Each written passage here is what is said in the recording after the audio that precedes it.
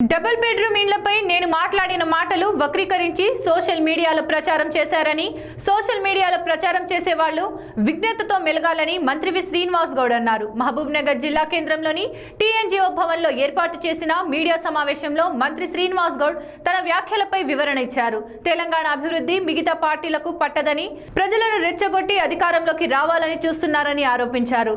నా నియోజకవర్గ పరిధిలో 4000 ఇండ్లు కట్టామని, 10,000 దరఖాస్తులు రావడంతో లాటరీ ద్వారా ఇస్తామని చెప్పానని పేర్కొన్నారు. మహబూబ్ నగర్ ను గతంలో ఎప్పుడూ లేని విధంగా అభివృద్ధి చేస్తున్నామని, కుల మతాలకు అతీతంగా అభివృద్ధి చేస్తున్నామన్నారు. అన్ని వర్గాలను కలుపుకుపోయే అభివృద్ధి చేస్తున్నామని మంత్రి శ్రీనివాస్ గౌడ్ స్పష్టం చేశారు.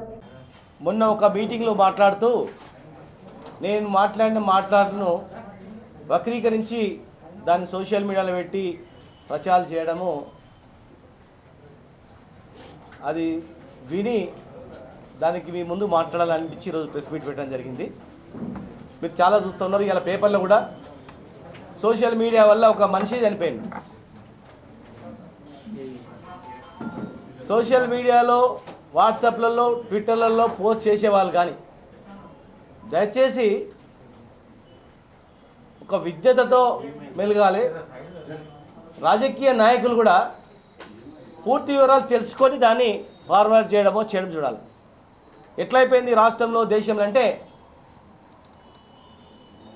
అభివృద్ధి కాదు, సోషల్ మీడియా ద్వారా పబ్లిక్కు ఎట్లా అందించాలా, ఎట్లా రెచ్చగొట్టాలా, రెచ్చగొట్టి ప్రజలను ఎట్లా తప్పుదో పట్టియాలా, దాన్ని రెచ్చగొట్టి ప్రజలను తిప్పుకొని అధికారంలో ఎట్లా రావాలనే ఆలోచన తప్ప ఈ రాష్ట్రాల్లో పేద ప్రజలకు కానీ ఏదైనా మంచి చేయాలనేటువంటి ఆలోచన చాలా రాజకీయ పట్ల కాదు, లేదు ఎజెండా. వాళ్ళ ఎజెండానే పుకార్లు, ట్విట్టర్లు, సోషల్ మీడియా, దాన్ని టార్గెట్ చేస్తూ పోవాలన్నది.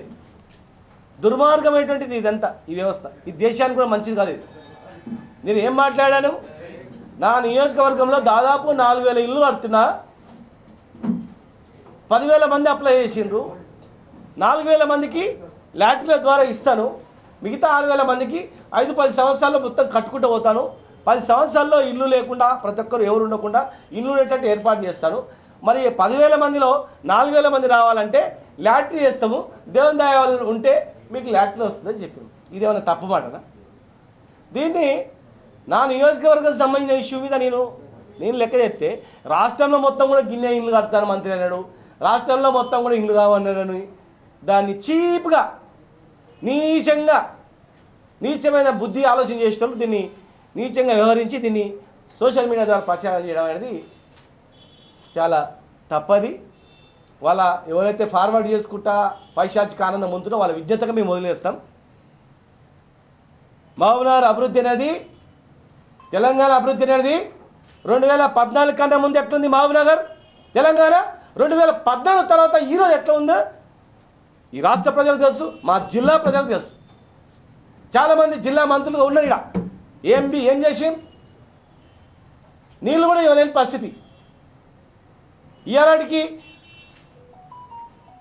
6 ఏళ్ళ కిందగా తీసుకున్న వాళ్ళు భూత్పూర్ నుంచి మామనార్కు 3 కల్వర్ట్లుంటే యాక్సిడెంట్ అయి చనిపోతారు, పనులు కూడా చేస్తారు. మరి అది ఏ రాజకీయ పార్టీ వాళ్ళు తీసుకున్నారు, ఏ రాజకీయ పార్టీ దాని వెనుకలో ఉంది మీకు అందరూ తెలుసు.